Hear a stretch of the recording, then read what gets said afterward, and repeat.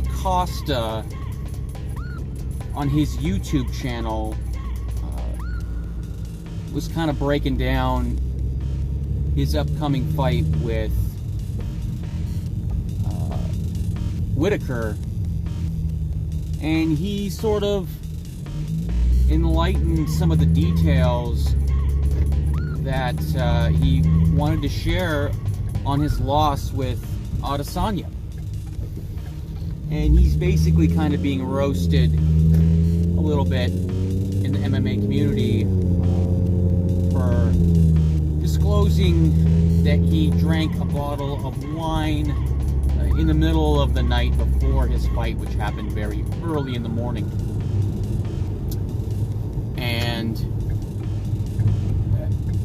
the obvious reaction to that is to be like, how could you be so stupid?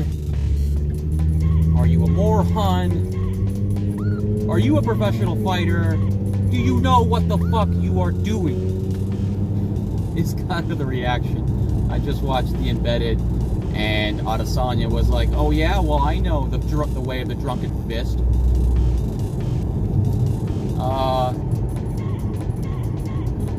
When I initially heard this, I was a little confused. What the hell? But I went and watched the actual video, and he's talking to someone in the car and doing interview style, and he doesn't like break it down like specifically, but he does bring up the fact that he could not sleep. He was cramping, and he needed to get some sleep, and so he drank one glass of wine. That didn't work. Then he drank half the bottle. He still wasn't asleep. Then he drank the whole thing and ended up getting like 2 hours of sleep. And then before he knew it, it was time to fight. And not everyone's a drinker, but if anyone has an experience of drinking a bottle of wine at 2 or 3 o'clock in the morning, and then if you got up and had to fight at 6 o'clock in the morning, you are still going to be drunk.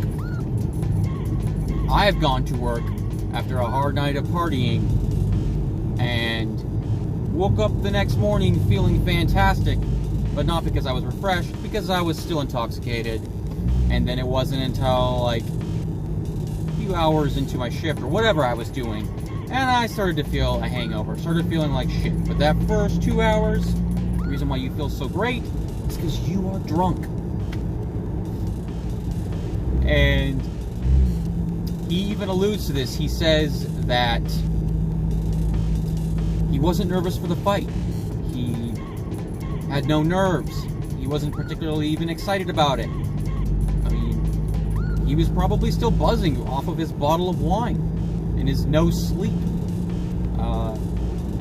A lot of people are saying this is the biggest fucking excuse ever and it's lame and blah blah blah. And I don't know, I kind of believe him. I'll take him at his word. I think he made a mistake. He should have just, if he couldn't sleep, just don't sleep. Drink a lot of water. Obviously, he had to cut a shitload of weight, and that's probably why he was cramping up. I would have spent the time just hydrating, and if you can't get REM sleep, then at least just sit there and rest. Try and turn your mind off. Listen to soft music, I don't know, but don't drink a fucking bottle of wine before your goddamn title fight. I think it's hilarious. Interesting to watch the video, how open and honest he was, if this is an honest tale. From his body mannerisms, from how he was talking, granted I don't speak Portuguese, but just judging from like the way he looked when he was talking about this, it seemed sincere. It seemed like he was telling the truth. But apparently he doesn't know how to use drunken foo very well. But interesting that he said that his legs were cramping up super bad for that fight, but he didn't throw any punches for the fight.